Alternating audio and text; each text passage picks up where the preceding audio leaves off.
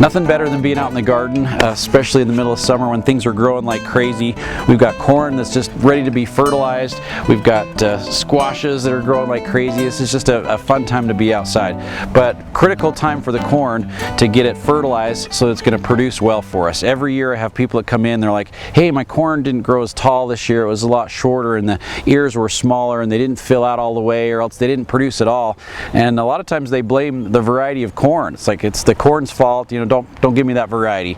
Well, in most cases it's the soil's fault because it doesn't have any nitrogen in there.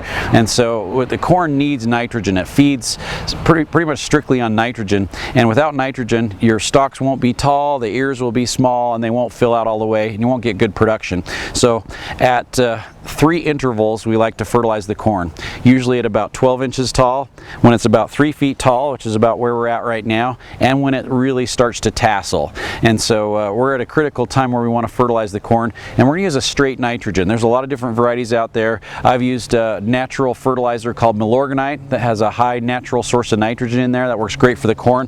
Has a lot of natural iron in there as well too. There's some really great options out there. Today I'm just going to use ammonium sulfate. It's a quick release, straight nitrogen, 21% with a little bit of sulfur in there, and the corn's going to pick it up and utilize it really quickly. So I just grabbed a scoop of that, and it's just a white pellet, and it's very water soluble. It'll dissolve almost instantly.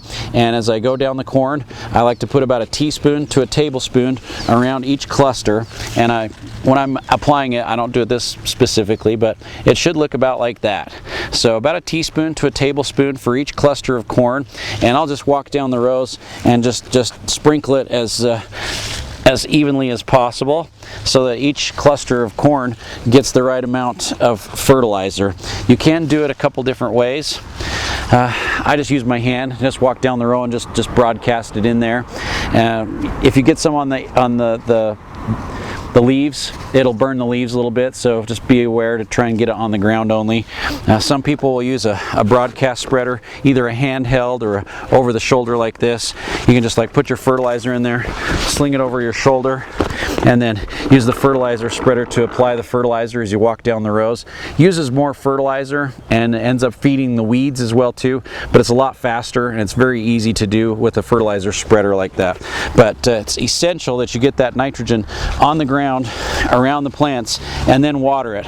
We use a soaker hose to water, so our soaker hose, after I finish putting the fertilizer on, I'll turn the soaker hose on. That nitrogen's going to dissolve, go right down into the ground. So we've got a couple different sizes of corn growing here. We planted at 2 different intervals. So planted this first, it's about 3 feet tall.